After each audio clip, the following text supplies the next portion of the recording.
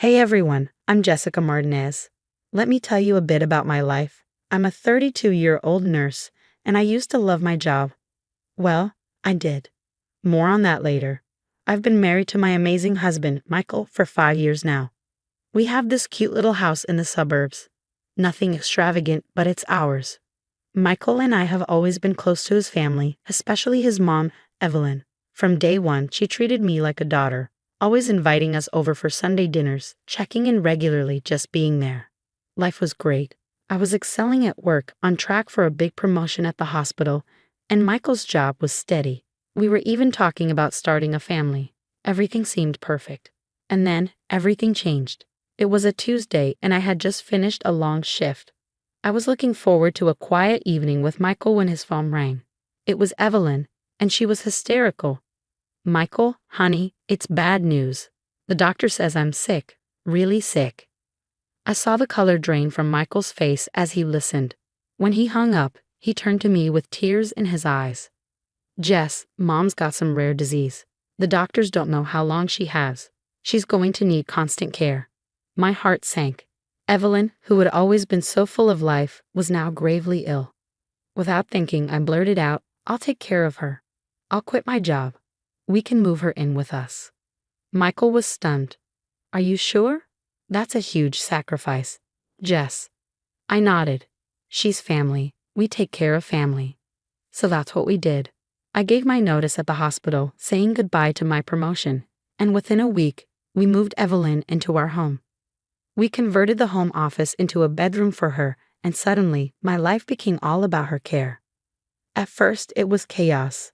Administering medications, helping her to the bathroom, trying to keep the house running. I was exhausted, but I kept telling myself it was worth it. This was what family did for each other. But then little things started to feel off. One morning, I heard Evelyn in the kitchen, rummaging through the fridge. When I walked in, she quickly sat down, looking frail and pale. "Oh, Jessica dear, I was just so thirsty. I didn't want to bother you," she said, but just seconds earlier, I could have sworn I saw her lifting the heavy milk jug without any trouble. Another time, I caught her laughing loudly while watching her soap operas. But the moment she noticed me, she muted the TV and put on her usual pained expression. At first, I brushed it off. This was Evelyn, kind, loving Evelyn. Why would she fake an illness? But as the days turned into weeks, my doubts grew. I couldn't shake the feeling that something wasn't adding up. One morning, I walked into the kitchen to find Evelyn, of all things, doing jumping jacks. "Evelyn, what are you doing?" I asked, shocked. She froze mid-jump, then clutched her chest dramatically. "Oh, Jessica, I was just trying to get my blood flowing. The doctor said light exercise might help." I raised an eyebrow. "Jumping jacks are light exercise?" She coughed weakly. "I may have overdone it. Could you help me back to bed?" I bit my tongue and helped her, but my mind was racing. This wasn't the first time I caught her doing something that didn't fit with her illness. Just yesterday, I heard her belting out Sweet Caroline in the shower, only for her to emerge a few minutes later, wheezing and leaning heavily on her walker. That evening, I called my best friend, Rachel. "Rach, I think I'm losing my mind. Evelyn's sick, but then she's not. I don't know what to believe anymore." "Jess, honey, you're not crazy. Something fishy is definitely going on. Why don't you set up some hidden cameras and catch her in the act?" I sighed. "I can't do that. It feels wrong, like I'm invading her privacy." "Well, you gotta do something. This is eating you up." Rachel was right. The stress was getting to me. Michael and I were arguing more, mostly about money. I had quit my job to care for Evelyn, and our savings were running out fast. "Michael, we need to talk about your mom," I said one night after dinner. He rubbed his temples, clearly frustrated. "What now, Jess? You promised you'd stop with the conspiracy theories." "They're not theories, Michael. I know what I've seen. Your mom is." "Enough." He slammed his hand on the table. "My mother is sick. Why can't you just accept that and take care of her like you promised?" Tears stung my eyes as I stormed off. How could he not see what was happening? The next day, I was folding laundry when I overheard Evelyn on the phone in her room. "Oh, Patty, you should see Jessica running around like a maid. She's at my beck and call. The plan is working perfectly." I froze, my heart pounding. "Plan? What plan?" Yes, yes, I know. Don't worry, sister. Soon enough, I'll prove to Michael that she's not good enough for him. He'll see that no one can care for him like his mother. I dropped the laundry basket, my mind racing. This whole thing had been a setup. She was trying to destroy my marriage. I needed proof, concrete evidence. That's when I remembered my old colleague, Dr. Anderson. He owed me a favor after I covered his shifts last Christmas. My hands shook as I dialed his number. Hey, Dr. A, it's Jessica Martinez. I need a huge favor. Can you look into some medical records for me? It's for my mother-in-law. Jessica, this sounds serious. What's going on?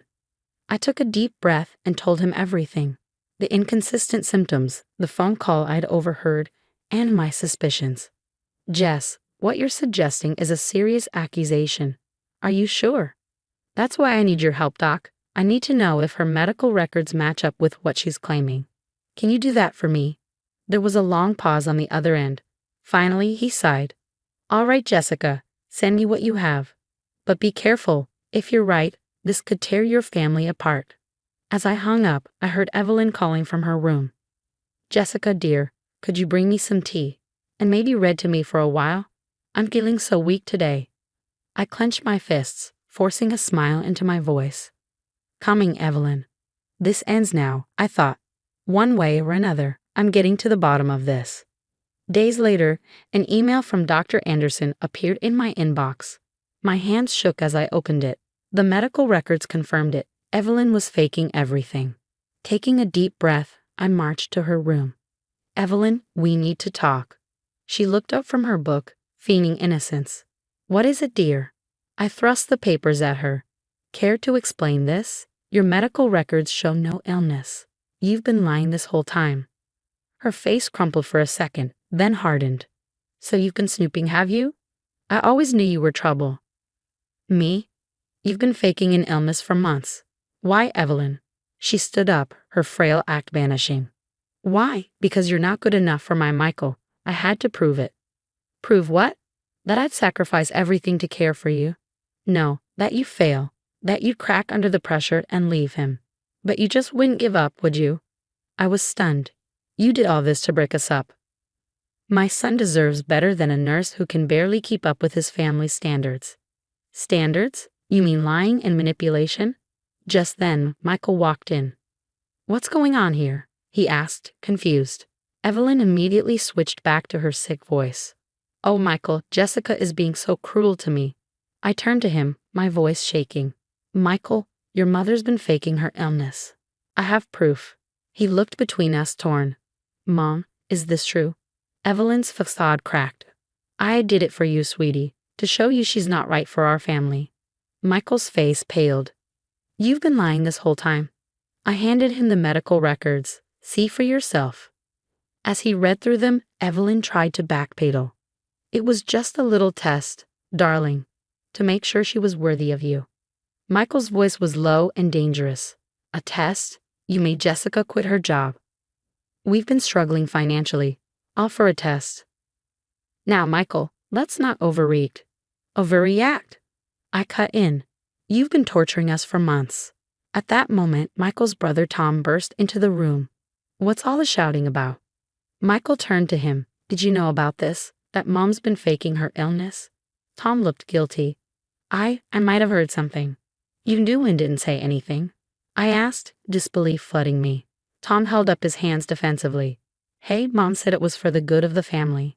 Michael exploded. The good of the family? Look at what it's done to us. As the argument escalated between Michael and Tom, Evelyn stood there, looking defeated. I felt the weight of it all crashing down on me.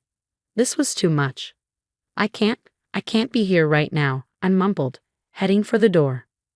Michael reached out. Jess, wait. But I was already gone, grabbing my keys and rushing out to my car.